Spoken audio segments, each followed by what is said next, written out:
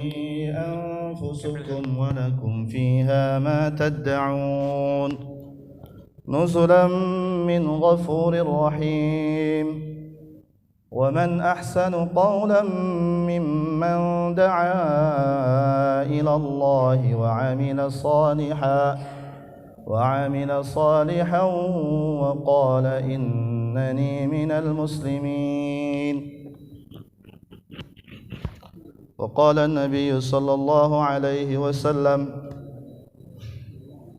كل أمتي يدخلون الجنة إلا من أبى قيل ومن يأبى يا رسول الله قال من أطاعني دخل الجنة ومن عصاني فقد أبى أو كما قال النبي صلى الله عليه وسلم. Bapak-bapak, ibu-ibu, hadirin hadirat yang dirahmati Allah Subhanahu wa taala. Niki kula bahasa nasional mawon nggih, Pak. Boten saged basa Jawa niki kula. Alhamdulillah, kita bersyukur kepada Allah pada malam hari ini. Allah Subhanahu wa taala memberikan kita nikmat yang begitu besar. Duduk di tempat yang mulia, di masjid-masjidnya Allah Subhanahu wa taala. Bukan hanya itu, bahkan kita duduk di raudhah. Datang duduk di raudhah. Tadi saya masuk ke depan itu sudah langsung ingat Madinah, Pak. Wah, ini arsiteknya luar biasa ini. Masya Allah. Langsung ingat Madinah. Jadi semangatnya seperti semangat Madinah. Maka kita bersyukur hari ini duduk seperti di raudhah. Kata Nabi, kalau kalian lewat raudhah, taman surga, maka nikmatilah. Idza marartum bi riyadil jannah farta'u. Kalau kalian masuk dari taman-taman surga, lewat taman-taman surga, nikmati. Maka sahabat bertanya, ya Rasulullah, taman surga itu apa? Setahu kami ini taman surga itu cuma ada antara rumah dengan mimbarnya Nabi. Maka kata Rasulullah, majalisuz dzikri, majlis zikir, majlis ilmu itu adalah taman-taman surga. Maka kita bersyukur kepada Allah malam hari ini, di antara banyak manusia sibuk dengan urusan-urusan dunia, ternyata Allah sibukkan kita untuk urusan-urusan akhirat. Apalagi tarhib, menyemangati atau menyambut datangnya bulan Ramadan dengan penuh semangat. Mudah-mudahan kita semua yang ada di sini termasuk orang-orang yang nanti disampaikan oleh Allah Subhanahu wa taala pada bulan Ramadan, kemudian mendapatkan manfaat, ampunan, dibebaskan dari api neraka pada bulan tersebut. Salawat dan salam tidak lupa kita curahkan kepada yang mulia Nabi besar Muhammad sallallahu alaihi wasallam beserta para sahabat, keluarga dan juga para pengikut-pengikutnya. Kita bersyukur kepada Allah dijadikan umatnya Nabi, umat terbaik, umat yang dijanjikan oleh Rasulullah sallallahu alaihi wasallam. Tidak ada yang boleh masuk ke dalam surga terlebih dahulu sebelum seluruh umat Rasulullah masuk ke dalam surga. Kita yang dibangga-banggakan oleh Rasulullah, sampai Rasulullah SAW itu bersabda, tanakahu tanasalu fa inni mubahim bikumul umam. Nikahlah kalian, beranak pinaklah kalian, nanti kalian akan saya bangga-banggakan di hadapan umat-umat terdahulu. Dan satu keistimewaan kita nanti adalah di hadapan Allah ketika pada hari kiamat seluruh manusia dalam keadaan goyang, dalam keadaan bingung. Setelah dibangkitkan nanti pada hari kiamat itu kita enggak langsung dihisab, Pak. Ternyata kita itu dibiarkan oleh Allah, dalam riwayat itu ribuan tahun. Satu hari akhirat, 1000 tahun di dunia. Ribuan tahun bingung. Datang ke Nabi Adam, tolong kita diselesaikan masalah kita, didirikan hisab. Maka Nabi Adam enggak bisa karena sudah punya dosa dan sudah ada doa yang beliau panjatkan kepada Allah. Datang kepada Nabi Ibrahim, kata Nabi Ibrahim, ini bukan hak saya. Datang kepada Nabi Musa, Nabi Isa, lalu semua orang datang kepada Rasulullah sallallahu alaihi wasallam. Kata Rasulullah, ini bagian saya. Maka Rasulullah berdoa kepada Allah pada saat itu. Kemudian turunlah amanat dari Allah, turunlah perintah dari Allah untuk disegerakan hisab. Itu yang disebut dengan syafaatul uzma. Dan kita nanti sebelum itu akan mendapatkan langsung minum dari tangan yang mulia Nabi besar Muhammad sallallahu alaihi wasallam. Kita ini enggak pernah lihat muka beliau, tidak pernah lihat bentuknya beliau, tetapi kangennya kita, cintanya kita kepada beliau tidak kurang dari orang-orang terdahulu. Makanya orang itu kalau ke Madinah datang itu langsung ziarah ke makam Nabi. Itu membuktikan cintanya kepada Rasulullah sallallahu alaihi wasallam. Semoga kita semua termasuk orang-orang yang mendapatkan syafaat beliau nanti pada hari kiamat, dan mudah-mudahan dengan cinta kita kepada beliau nanti bisa bertemu dengan beliau lewat mimpi ataupun nanti bertemu di padang mahsyar. Amin ya rabbal alamin. Bapak Ibu yang dirahmati Allah Subhanahu wa taala, tadi sudah dibacakan oleh qari kita, Masya Allah, surat Al-Baqarah ayat 100 berapa Pak? 83. Ini insyaallah hampir hafal semua, karena yang ceramah biasanya itu kalau sudah hari pertama sampai 1 minggu itu ya ayyuhalladzina amanu kutiba alaikumus shiyam. Ada satu catatan penting dalam surat ini, yaitu pada kalimat terakhir. Allah berfirman tadi, ya ayyuhalladzina amanu kutiba alaikumus shiyam kama kutiba alal ladzina min qablikum. Ada kalimat kuncinya, la'allakum tattaqun. Kalimat la'alla, jadi wahai orang-orang beriman, kutiba alaikumus shiyam, diwajibkan kepada kalian berpuasa, kama kutiba alal ladzina min qablikum, sebagaimana diwajibkan orang-orang sebelum kalian, la'allakum tattaqun. La'allakum tattaqun itu kalimat kunci, bahwa la'alla itu litaraji kalau dalam bahasa Arab itu, dengan penuh pengharapan. Jadi tidak semua ternyata orang yang keluar dari Ramadan nanti, masuk Ramadan kemudian keluar menjadi orang bertakwa. Karena ada kalimat la'alla di sini, itu ada yang keluar sebagai orang yang bertakwa, ada yang keluar tidak membawa apa-apa. Maka ada hadis bahwa Rasulullah pernah mengamini malaikat Jibril alaihi salam ketika beliau naik tangga, amin, amin. Maka di antara salah satunya adalah ditanya oleh sahabat, ya Rasulullah, kenapa engkau mengucapkan amin? Maka Rasulullah mengatakan bahwa tadi Jibril berdoa, celakalah orang yang masuk bulan Ramadan atau keluar bulan Ramadan tidak diampuni dosanya oleh Allah Subhanahu wa taala. Maka para alim ulama mengatakan bahwa perlunya kita ini mempersiapkan Ramadan jauh hari. Tarhibnya itu kalau ulama-ulama dulu itu jauh-jauh hari. Semangatnya itu dari jauh-jauh hari, Pak. Karena Ramadan ini bulan spesial, bulan pembuktian kita kepada Allah Subhanahu wa taala. Bulan yang banyak sekali manfaatnya, bulan dilipat gandakan amal dan seterusnya. Maka kalau tidak dipersiapkan, itu kira-kira kita itu nanti kalau tidak pemanasan itu banyak yang cedera. Ya. Dengan Pak pengen sepedahan dari sini ke Kulon Progo. Nah, itu kira-kira latihan dulu nggak? Latihan dulu nggak? Pemanasan dulu keliling kota. Kalau jenengan langsung naik sepeda ke Kulon Progo itu, insya Allah nanti lecet, kemudian keseleo, kemudian minimal terkilir dan seterusnya dan seterusnya. Karena nggak persiapan.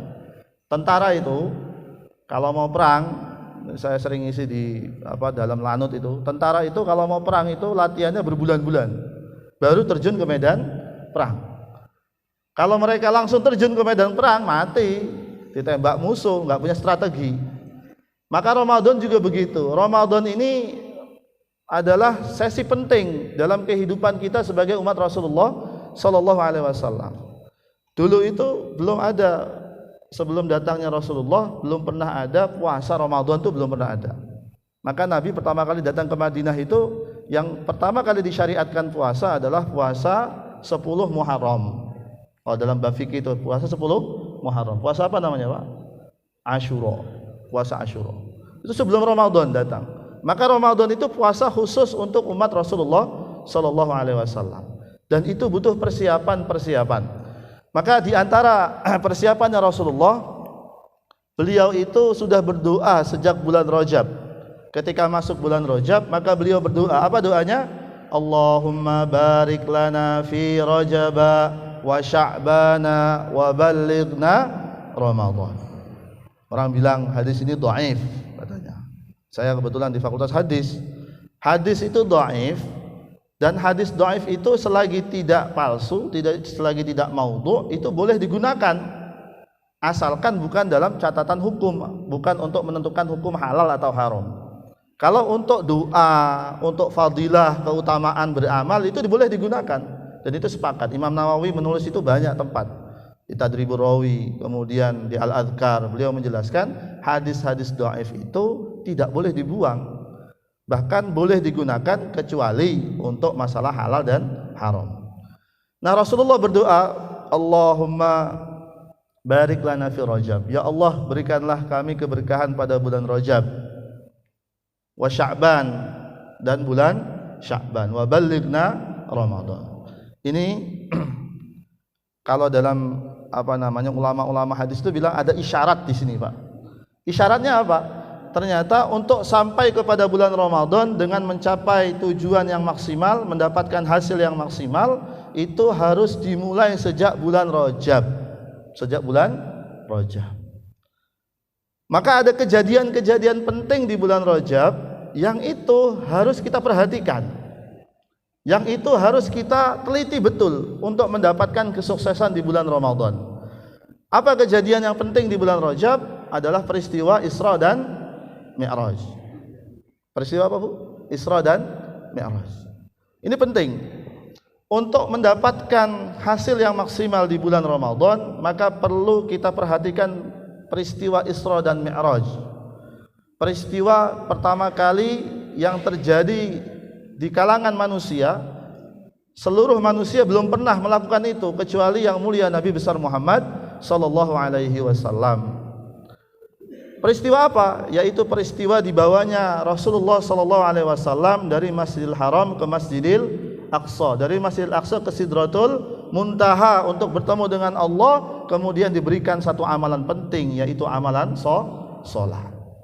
Tapi sebelum itu ada peristiwa yang besar juga, bahwa sebelum Rasulullah diberangkatkan Isra dan Mi'raj itu, maka Rasulullah dibersihkan hatinya oleh malaikat Jibril sebelum bertemu dengan Allah Subhanahu wa taala. Nah, ini penting.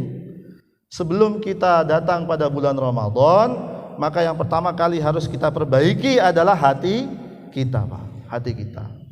Hati, penyakit-penyakit hasad, penyakit dengki, iri hati, tidak suka dengan kebaikan orang lain. Itu yang harus kita bersihkan.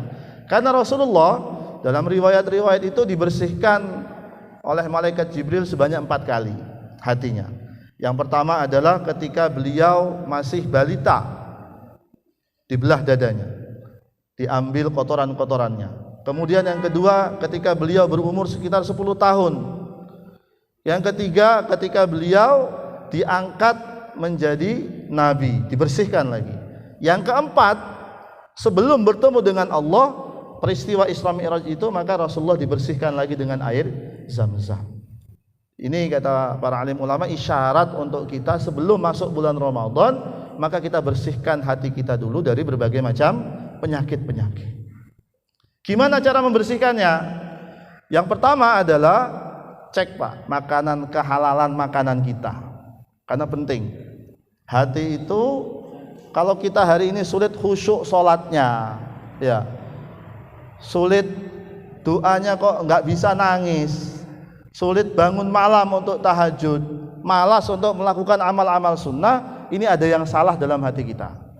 Maka para ulama mengatakan yang pertama yang harus kita cek adalah makanan kita. Makanan kita, karena dari banyak sumber makanan ini kita ini hatinya kotor, apalagi makanan-makanan yang syubhat-syubhat, makanan yang tidak tahu kehalalannya, Pak.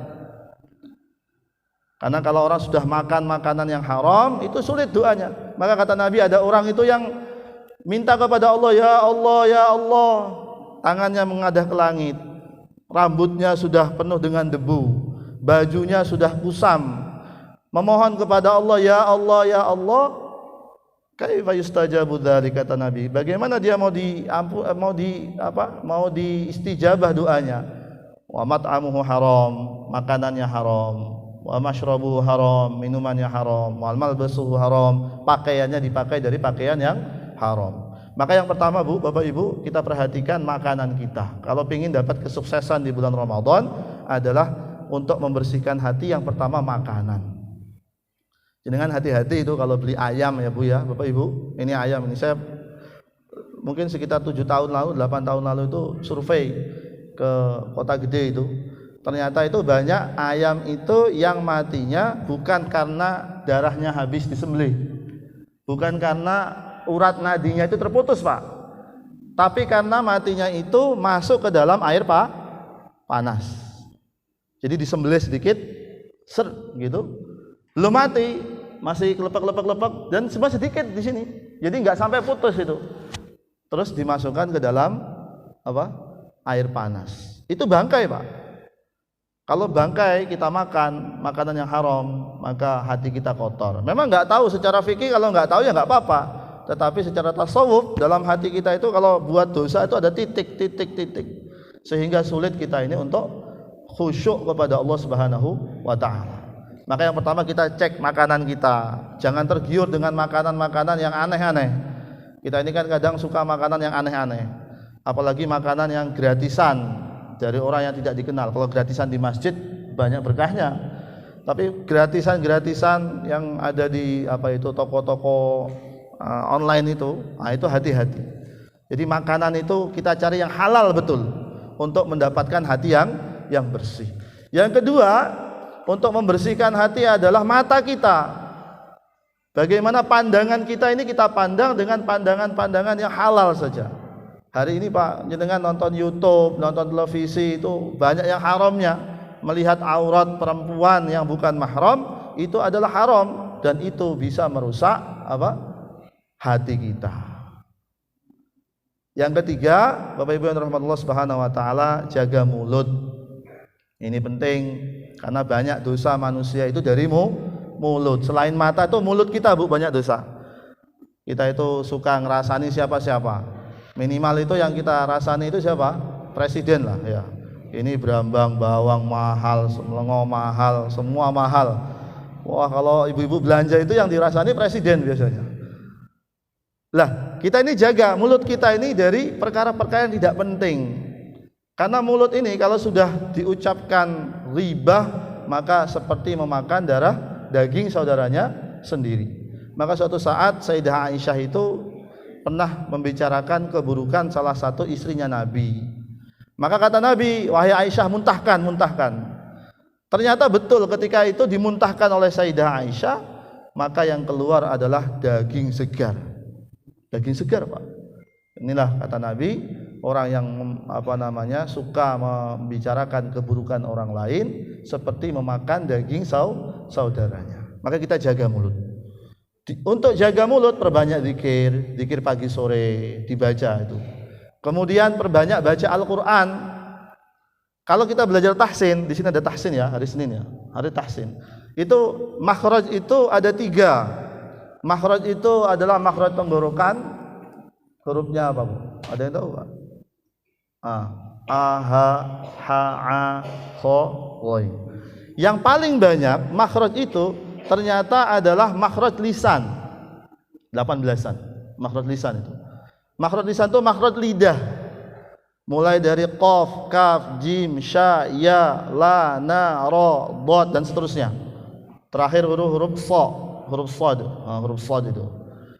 Nah, kalau kita baca Quran secara tidak langsung kita itu membersihkan mulut-mulut kita dari dosa. Semakin banyak jenengan baca itu semakin pahalanya besar sekali. Apalagi yang bacanya terbata-bata. Walladzi yatata'ta falahu ajran, kata Nabi, orang yang terbata-bata dalam membaca Al-Qur'an maka baginya 2 pahala. Pahala yang pertama adalah pahala susah payah dalam membaca. Pahala yang kedua, pahala setiap huruf dalam Al-Qur'an. Guru saya nambahi, ada 3 pahalanya. Pahala malu karena sudah tua baru belajar Al-Qur'an. Ya Pak. Banyak orang tuh disuruh belajar Quran itu nggak mau, itu dapat pahala Pak, pahala malu. Maka 3 pahalanya tadi. Sudah tua kok belajar Quran, nggak apa-apa. Belajar Quran itu tidak ada waktunya, terus belajar Quran.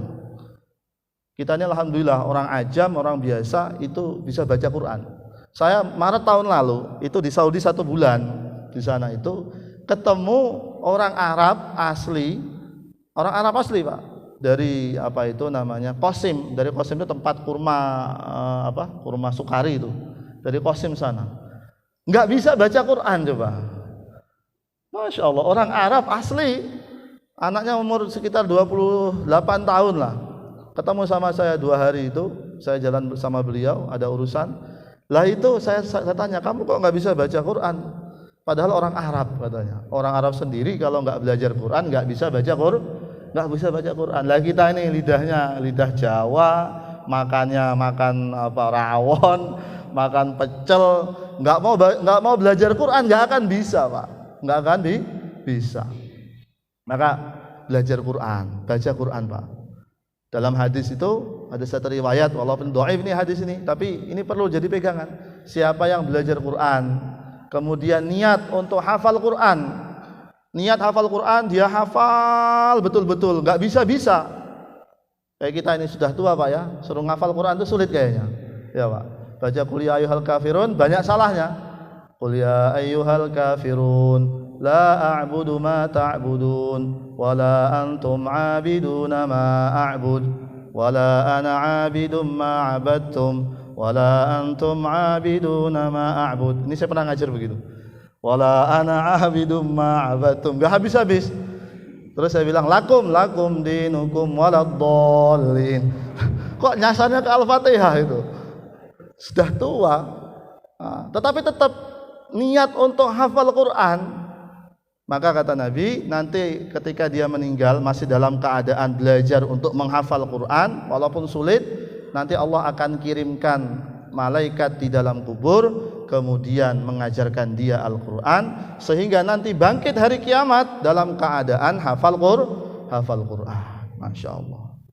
Maka ini Pak ya, perhatikan, tahsin ini biasanya yang ikut sedikit biasanya. Ya, di mana-mana itu. Saya itu ngajar tahsin juga. Saya ngajar tahsin itu tadinya orang 20. Setelah diperbaiki satu tinggal 2 Pak.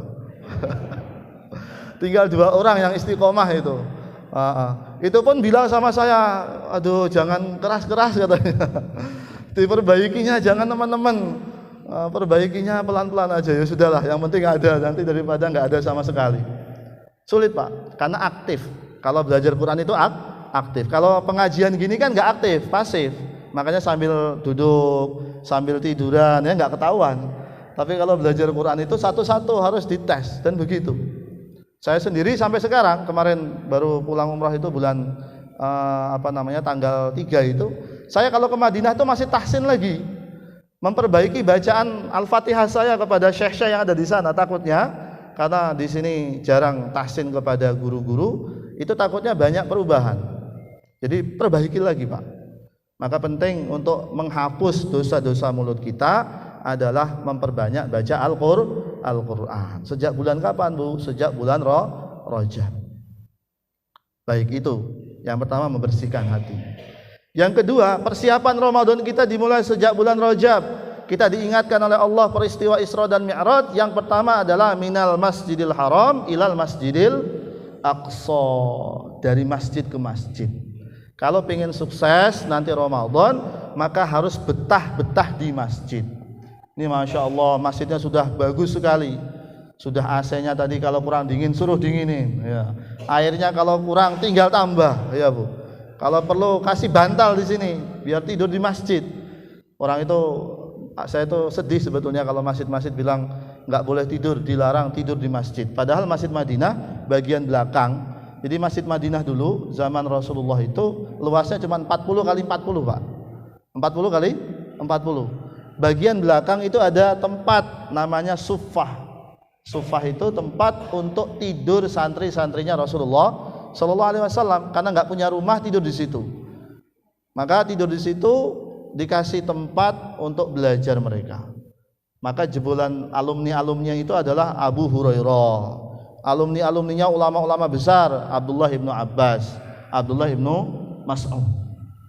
Jadi memang masjid itu sebetulnya boleh tidur, tapi jangan di tempat-tempat untuk sholat inti. Takutnya air liurnya itu netes. Maka di antara keutamaan Masjid Madinah itu berkhidmat untuk umat. Seperti masjid ini nih kayaknya berkhidmat untuk umat, melayani umat. Hari ini tuh masjid yang dipikirkan apa? Uang. Gimana caranya dapat uang? Gimana caranya kotak amal penuh? Gimana caranya orang itu banyak yang nyumbang? Padahal Masjid Madinah enggak, Pak. Bagaimana caranya masjid itu memberikan manfaat untuk yang lain? Yang enggak punya rumah silakan tinggal. Yang enggak punya makanan silakan datang ke masjid. Maka diceritakan itu Masjid Madinah kalau sudah musim panen kurma itu tidak ada orang di Madinah yang kelaparan. Karena semuanya bisa makan. Di pintu-pintu Masjid Madinah itu dikasih makanan-makanan. Sehingga orang itu enggak perlu turun dari untanya kalau lewat depan Masjid Nabawi. Tinggal metik kurma, dimakan kenyang. Nah, diadopsi di Indonesia. Jadinya Jum'ah berkat. Ya, nasi dan seterusnya. Itu diadopsi dari zaman Nabi. Maka yang pertama, yang kedua tadi adalah kita itu harus betah di masjid. Al-masjidu baitu kullit taqi. Masjid ini adalah tempatnya orang-orang yang bertakwa. Kalau ingin menjadikan diri kita takwa ini bukan di rumah, tetapi di masjid. I'tikaf di sini, Pak. I'tikaf. Dengan itu kalau yang enggak biasa i'tikaf di masjid itu sampai di Mekah Madinah pun enggak bisa i'tikaf. Pantatnya itu panas bawahnya itu. Iya. Duduk sebentar di masjid, pengen pulang ke hotel. Duduk bentar ke masjid, pengen pulang ke hotel. Sampai di Masjidil Haram juga begitu. Maka sekarang mulai dibetahkan di masjid. Karena tempat turunnya rahmat itu yang paling besar adalah di masjid. Masjid sudah bagus, sudah nyaman, maka kita paling penting untuk berlama-lama di masjid. Yang sepuh-sepuh, Pak, saya itu punya tulisan buku, itu namanya Amalan Booster Menggapai Surga di Usia Senja. Amalan booster menggapai surga di usia senja. Itu amalan-amalan yang punya nilai lebih, yang punya nilai bagus, terutama yang baru taubat umur 40 ke atas. Iya, karena kalau sudah 40 ke atas baru taubat itu, itu nanti ngejar amalannya sulit, Bu. Karena ada hadis Nabi itu, man balagha arba'ina sana falam yablugh khairuhu syarruhu falyatajahaz. Siapa yang umurnya 40 tahun kemudian kebaikannya belum bisa melebihi keburukannya, maka siap-siap untuk dipanggang di neraka. Maka ada amalan-amalan besar saya ambil dari kitab Targhib wa Tarhib, ambil dari kitab Al-Adhkar dan seterusnya. Nama buat buku amalan mulai dari bangun tidur sampai tidur kembali, dan amalannya ringan tetapi punya bobot yang besar, punya bobot yang sangat berat kalau kita amalkan. Di antaranya adalah jenengan itu iktikaf dari maghrib sampai isya. Maghrib sampai isya, Pak, nggak ada kerjaan. Biasakan maghrib sampai isya nggak ngurus dunia. Duduk nunggu sholat, baca hadis, baca Quran, belajar Quran, dengarkan kajian. Itu nanti banyak sekali manfaatnya. Karena orang yang menunggu sholat satu dengan sholat lainnya, dia akan dianggap seperti sholat. Terus pahala sholatnya mengalir. Kemudian saya juga punya program itu. Program duduk habis subuh sampai suruk, Pak. Habis subuh sampai suruk, sampai terbit matahari. Maka kita ada amalan di 3 masjid atau 4 masjid sekarang baru mulai. Itu umroh bareng setiap hari Jumat. Umroh bareng setiap hari. Gimana caranya? Saya nggak punya uang kok tiap minggu kita umroh. Gampang. Habis sholat subuh baca kahfi.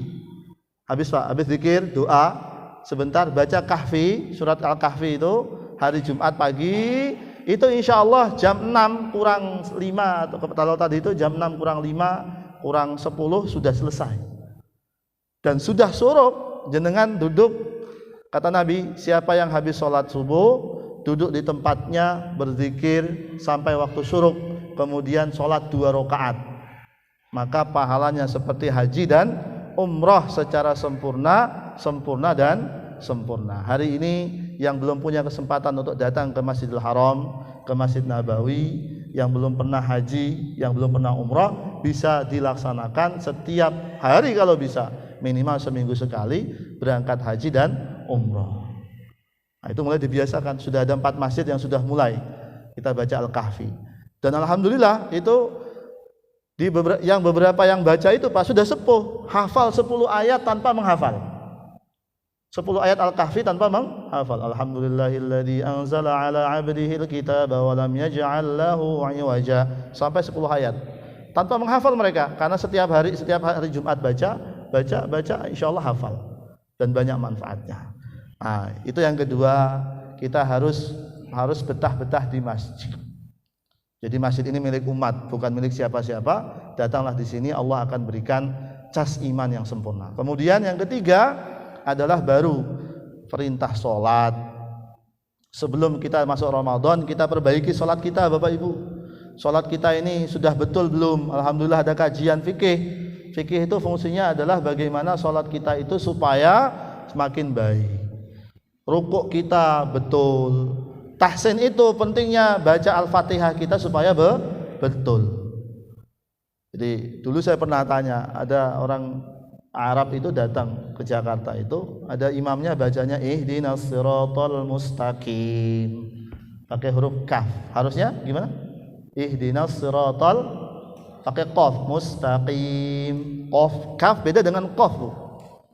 Ihdinas siratal mustaqim. Mulai dari beliau mengkritik itu kebanyakan imam-imam di Indonesia, ada beberapa tempat yang salah fatal kata beliau. Yang pertama adalah ketika baca iyyaka na'budu wa iyyaka nasta'in. Bacanya langsung iyyaka na'budu wa iyyaka nasta'in tanpa tasydid itu. Ternyata baca iyyaka na'budu wa iyyaka nasta'in tanpa tasydid itu artinya berbeda. Kalau kita baca iyyaka na'budu wa iyyaka nasta'in pakai tasydid, Pak, ditahan sedikit, itu artinya hanya kepada Engkau kami menyembah, hanya kepada Engkau kami memohon pertolongan. Tapi kalau bacanya tanpa tasydid, iyyaka na'budu wa iyyaka nasta'in, banyak ya kayak gitu ya. Nah, itu artinya kepada sinar matahari kami menyembah, kepada sinar matahari kami memohon pertolongan. Iyaka itu dalam bahasa Arab tanpa tasydid itu kata beliau adalah sinar matahari pagi itu. Fatal, Pak, fatal. Kemudian ketika baca tadi ihdinas siratal mustaqim pakai qaf. Ihdinas siratal mustaqim, tunjukkanlah kami jalan yang lurus. Lah kita ini bacanya kalau enggak belajar tahsin, bacanya insyaallah ihdinas siratal mustaqim pakai kaf.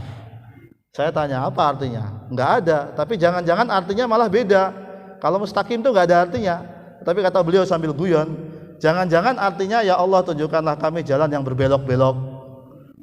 Makanya hidup kita ini susah, banyak hutang di mana-mana. Masalah enggak pernah henti. Kenapa? Karena bacanya tadi ihdinas siratal mustaqim. Maka itu perhatikan, penting. Kita perhatikan, Pak, sholat kita, sholat wajib kita. Sholat wajib kita ini kita perhatikan. Karena di bulan Rajab itu peringatan Isra Mi'raj itu supaya mengingatkan kembali untuk memperbaiki kualitas sholat kita. Jadikan sholat itu sebagai satu kesenangan. Hari ini kita kan sholat itu sebagai satu beban. Sholat kita itu yang penting selesai, ya Pak. Di mana kita bisa cek itu? Kita bisa ngecek itu dari kalau kita sholat berjamaah imamnya lama sedikit itu, ya Pak. Coba kalau imamnya lama sedikit itu sudah goyang-goyang sana goyang sini. Apalagi kalau imamnya baca Yasin, wah, suwe. Wah ini Yasin yang dibaca ini. Kita nggak bisa menikmati, padahal imamnya bagus. Kenapa? Karena hati kita itu kotor. Maka sebelum Ramadan datang, maka persiapkan sholat kita, perbaiki sholat kita, kualitas sholat kita, Pak, sampai kita itu betul-betul senang dengan sholat. Makanya ada satu amalan yang tidak ada pada bulan-bulan lain dalam Ramadan, yaitu adalah sholat tarawih. Sholat tarawih itu nggak usah cari ikhtilaf. Jadi nanti kalau Ramadan hilangkan perbedaan, Pak. Ada yang bilang tarawih itu kalau mau ikut Nabi berapa? 11. Kalau mau ikut Sayyidina Umar 20. Ini seakan-akan ini kalimat bahaya sebetulnya. Kalau mau ikut Nabi 11, kalau mau ikut Sayyidina Umar 20. 11 boleh, 20 juga boleh. Ikut yang mana saja, kira-kira yang bagus gitu. Jangan sampai mempertentangkan itu, seakan-akan Sayyidina Umar punya agama sendiri. Seakan-akan Sayyidina Umar punya ijtihad sendiri. Tidak mungkin Sayyidina Umar itu berbuat satu perkara tanpa melihat dalil-dalil dari Rasulullah Shallallahu Alaihi Wasallam. Maka ada hadis itu, alaikum bisunnati wa sunnatil khulafa'ir rasyidinal mahdiyyin. Hendaklah kalian berada di atas sunnahku dan sunnah khulafaur rasyidun. Maka ulama fikih itu membahas kalau 20 suratnya pendek-pendek. Kalau 11 suratnya panjang. Lah di Indonesia datang ulama-ulama baru dipersingkat ya. Ambilnya rakaatnya yang 11, suratnya yang pendek. Lama sedikit di belakang sudah iya Pak. Enggak hanya itu, batuk. Banyak yang batuk itu. Macam-macam itu. Sampai ada istilah qul huwa ilai. Akhirnya bacanya qul huwallahu ahad. Enggak nambah. Padahal Ramadan itu ulama-ulama dulu saya belum pernah baca itu ada Ramadan itu yang kurang dari 1 juz sholat tarawih loh Pak. Saya baca literasi klasik itu berapapun rakaatnya, mau 11, mau 20, itu minimal bacanya adalah satu juz. Cuma kita kalau bilang 1 juz, wah 1 juz lamanya berapa lama ini? Karena kita tidak terbiasa. Kemudian tidak ada suasana. Tapi kalau jenengan datang ke Mekah, datang ke Madinah Ramadan, itu 1 juz itu santai saja. Kenapa? Nikmat, ada suasana di sana.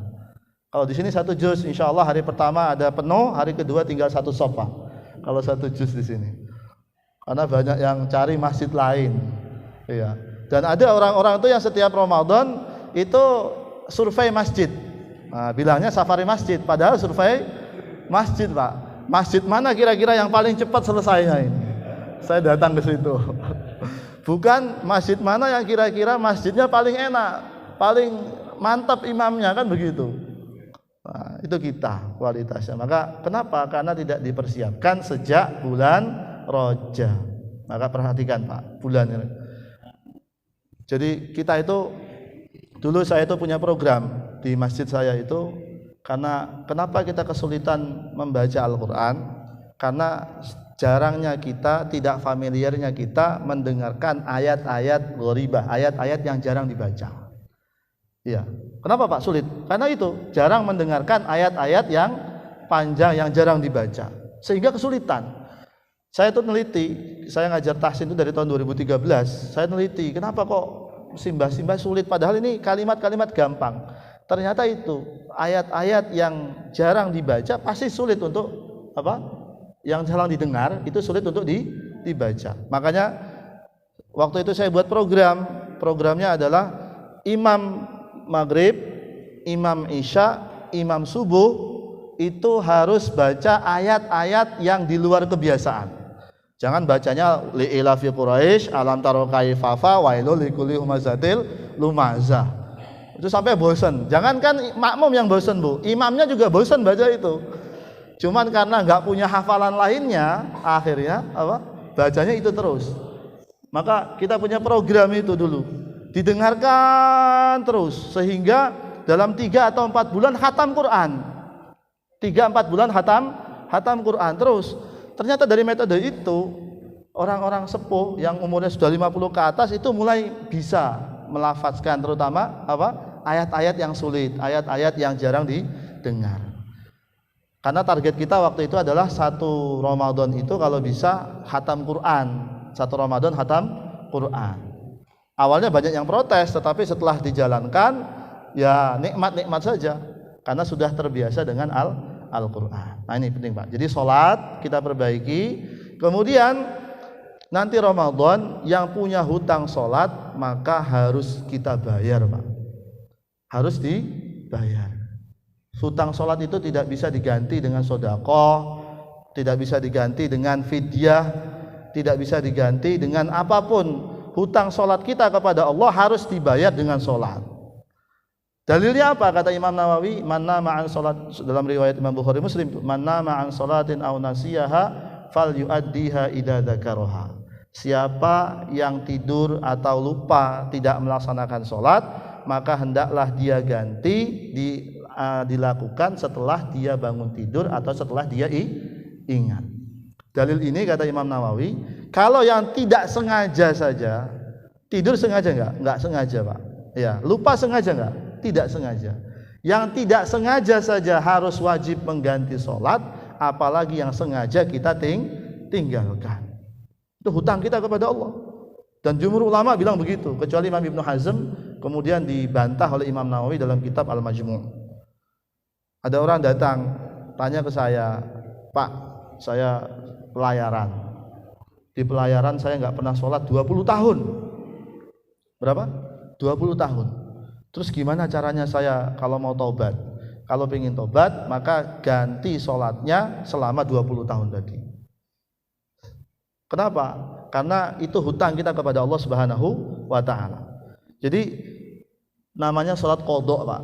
Namanya sholat qodok, ganti sholat. Waktunya kapan? Bebas, terserah. Diganti duhur 4 rakaat, asar 4 rakaat, maghrib 3 rakaat, isya 4 rakaat, subuh 2 rakaat, terus begitu. Maka saya kalau ada orang jamaah umroh itu saya suruh ganti yang sudah sepuh-sepuh, minimal sudah ada niat untuk mengganti hutang kita kepada Allah Subhanahu wa ta'ala. Bahkan Imam Al-Ghazali dalam Al-Wajiz itu, Imam Ghazali itu dalam fikih Syafi'i itu beliau berkata bahwa tidak sah orang yang punya hutang sholat kepada Allah, sholat wajib ya Pak ya, sholat wajib, tidak sah seluruh sholat sunnahnya sebelum dia bayar hutangnya kepada Allah Subhanahu wa ta'ala. Ini mutasyaddid, Imam Ghazali agak sedikit berat. Tapi ada keringanan dari imam-imam lain. Imam Ghazali bilang begitu, tidak sah orang yang punya hutang sholat fardu kemudian melakukan sholat sunnah. Jadi harus dibayar dulu. Ya kalau kita tidak ikut Imam Ghazali nggak apa-apa, ikut imam-imam lainnya. Ya sholat sunnah ya iya, sholat qodok ya iya. Nanti Ramadan kita perbanyak sholat qodok kita, sehingga kita itu merasa hutang kita itu sudah sempurna, sudah tidak punya hutang kepada Allah Subhanahu wa ta'ala. Kemudian perbanyak sholat-sholat sunnah yang belum pernah jenengan lakukan, sholat-sholat sunnah, maka lakukan di bulan Ramadan. Sholat apa? Tahajudnya. Perhatikan Pak, tahajud ini sangat penting walaupun cuma 2 rakaat. Walaupun cuma 2 rakaat. Sholat tahajud ini akan memperbaiki hati kita, kemudian akan memberikan kita penerang, akan menjadikan nur dalam hati kita. Tahajud, sholat qobliyah, ba'diyahnya diperhatikan Pak. Qobliyah maghrib ada nggak? Ada qobliyah maghrib. Kalau dalam madhab Syafi'i, nanti Safinatul Najah itu ada. Qobliyah maghrib itu ada nggak? Ada. Setiap qobliyah itu ada. Maghrib, isya, subuh, zuhur, asar, semuanya ada qobliyah. Apa dalilnya? Ma bainal adzanaini salatun, di antara 2 adzan, antara adzan dengan iqamah itu ada salat. Jadi perbanyak salat. Yang terakhir Bapak Ibu yang dirahmati Allah Subhanahu wa taala, Nabi itu tadi bersabda bahwa beliau mengaminkan 3 doa dari malaikat Jibril. 3 doa dari malaikat Jibril. Yang pertama, malaikat Jibril berdoa, ya celakalah seseorang yang masuk bulan Ramadan tidak diampuni dosanya oleh Allah Subhanahu wa ta'ala. Maka kita jauhi itu. Yang kedua, Bapak Ibu yang dirahmati Allah Subhanahu wa ta'ala, celakalah seseorang yang tidak memasukkan dia ke dalam surga padahal kedua orang tuanya atau salah satu di antara keduanya masih hidup. Maksudnya apa? Celakalah orang yang tidak berbakti kepada orang tuanya, bahkan menjadi anak yang durhaka kepada orang tuanya padahal orang tua masih hidup. Maka anjuran para ulama-ulama Indonesia terutama Nusantara itu menganjurkan kita sebelum Ramadan itu datang ke orang tua, minta maaf kepada Allah, minta maaf kepada orang tua, minta ridho mereka supaya kita diampuni dosanya oleh Allah Subhanahu wa ta'ala. Karena di antara orang yang tidak diampuni dosanya adalah orang yang durhaka kepada orang tuanya. Loh, orang tua kita sudah meninggal, maka bagaimana caranya? Datang ke kuburan orang tua kita. Datang Pak, ziarah. Maka di sini ada tradisi namanya apa? Nyadran. Ya. Itu tradisi, diambil dalil-dalil itu. Kita khawatir Ramadan masih punya dosa kepada orang tua. Maka ada seorang sahabat datang kepada Rasulullah, ya Rasulullah, saya ini anak yang tidak berbakti kepada orang tua. Dulu saya itu membantah seluruh perkataan orang tua saya. Gimana caranya supaya saya jadi anak yang berbakti kepada orang tua sedangkan orang tua saya sudah meninggal? Dalam Adabul Mufrad. Maka Rasulullah sabdakan, al-istighfaru lahuma. Kamu minta ampun kepada Allah untuk mereka berdua. Untuk mereka berdua. Dalam riwayat lain, Imam Suyuti punya kitab namanya Khashaisu Yaumil Jum'ah. Khashaisu Yaumil Jum'ah itu tentang kekhususan hari Jumat. Barang siapa yang datang hari Jumat, man zara qabra walidayhi aw ahaduhuma, siapa yang ziarah ke makam kedua orang tuanya pada hari Jumat atau salah satu di antara keduanya, kutiba birron, maka dia ditulis sebagai orang yang berbakti kepada orang tuanya. Maka ulama-ulama kita tuh mengambil dari dalil itu sebetulnya. Sebelum Ramadan, sebelum Syawal, supaya apa? Supaya kita ini ditulis oleh Allah sebagai orang yang berbakti kepada orang tua. Guru saya itu bilang, kalau ada orang tua yang takut anaknya marah, maka dia sudah durhaka kepada orang tua. Kalau ada ibu, saya takut anak saya marah, itu sudah durhaka, Pak. Walaupun kita tidak berbicara kasar kepada orang tua kita. Artinya kita itu tidak punya adab kepada orang tua. Maka hari ini yang masih punya orang tua, silakan datang, telepon orang tuanya, minta maaf, minta ridhonya, supaya nanti Ramadan kita mendapatkan ampunan penuh dari Allah Subhanahu wa taala. Yang tidak punya, yang sudah meninggal, maka datang ke kuburan orang tuanya. Kalau tidak memungkinkan, doakan. Karena orang di kubur itu ketika didatangi oleh orang-orang yang disenanginya, yang dicintainya, sangat bergembira. Diriwayatkan itu, Imam Suyuti meriwayatkan, begitu bergembiranya orang-orang ahli kubur ketika diziarahi oleh orang-orang yang dia kenal dan dia cintai ketika masa hidupnya. Maka kita gembirakan orang tua kita hari ini, Pak, sebelum kita masuk pada bulan Ramadan. Insya Allah kalau orang tua kita sudah ridho kepada kita, insya Allah Allah pun akan ridho kepada kita semua.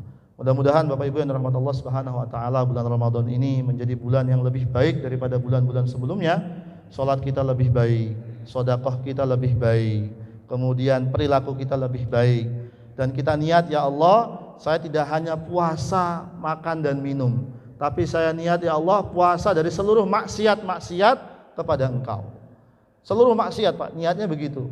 Orang-orang tasawuf itu kalau sudah mau Ramadan, maka niatnya untuk apa? Puasa dari seluruh maksiat. Puasa mulut, puasa mata, puasa bawah, puasa tengah. Nah, mudah-mudahan kita semua disampaikan pada bulan Ramadan, dan mudah-mudahan diberikan kelancaran untuk menghadapi bulan Ramadan. Ini tamu agung, tamu besar. Kita mau menerima tamu dari presiden mau datang ke sini. Itu persiapannya insya Allah 1 bulan, Pak. Ya, tim advance datang, cek keamanan sana. 1 bulan presiden yang mau datang. Ini Ramadan, bulan yang mulia, bulan Al-Quran, bulan yang penuh dengan keberkahan. Maka insya Allah kita harus punya persiapan jauh-jauh hari. Dan mudah-mudahan kita semua diberikan kemudahan, kelancaran dalam setiap ibadah-ibadah yang kita lakukan.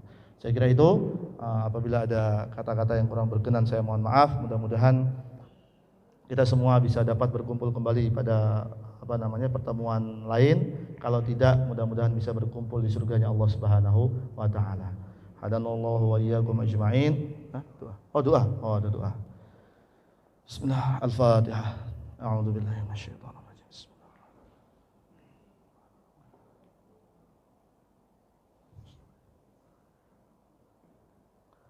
Bismillahirrahmanirrahim. Alhamdulillahirabbil alamin. Allahumma shalli wa sallim wa barik ala habibika sayyidina Muhammad wa ala ali sayyidina Muhammad wa barik wa sallim. Alhamdulillahirabbil alamin. Allahumma lakal hamdu kulluhu wa lakal syukru kulluhu wa biyadikal khairu kulluhu. Allahumma lakal hamdu kalladhi naqulu wa khairan mimma naqul wa lakal hamdu kalladhi taqul. Lakal hamdu hatta tarda wa lakal hamdu idza radita wa lakal hamdu ba'da ar-ridha. Allahumma lakal hamdu bima hadaitana wa khalaqtana wa razaqtana wa farajta 'anna. Lakal hamdu bi kulli ni'matin an'amta biha 'alaina fi qadimin aw hadith أو خاصة أو عامة أو سر أو علانية. لك الحمد بالإيمان ولك الحمد بالإسلام ولك الحمد بالقرآن ولك الحمد بالمال والأهل والمعافاة. بسطت رزقنا وكبدت عدونا وأظهرت أمننا، ومن كل سألناك ربنا أعطيتنا. فلك الحمد كثيرا كما تنعم كثيرا، ولك الشكر كثيرا كما تجزئ كثيرا، ولك الحمد على كل حال. لك الحمد بجميع المحامد لا نحصي ثناء عليك أنت كما أثنيت على نفسك. اللهم لك الحمد على نعمك العظيمة وآلائك الجسيمة، حيث أنزلت إلينا خير كتبك وأرسلت إلينا أفضل رسلك وشرعت لنا أعظم الشرائع دينك وهديتنا لمعالم دينك الذي ليس فيه التباس وجعلتنا من خير أمة أخرجت للناس.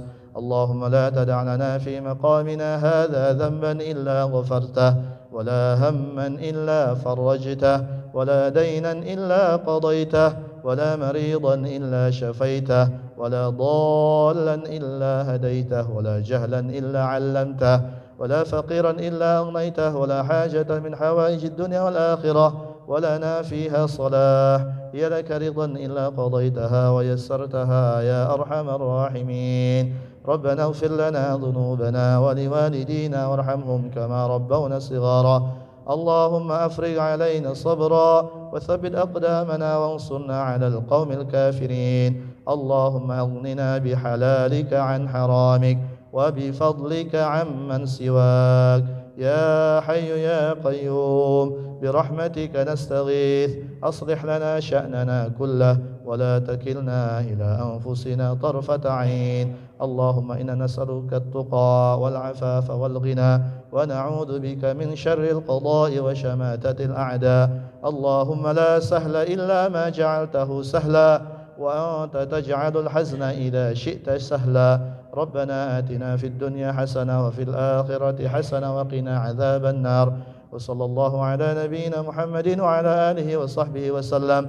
سبحان ربك رب العزة عما يصفون وسلام على المرسلين والحمد لله رب العالمين. السلام عليكم ورحمة الله وبركاته.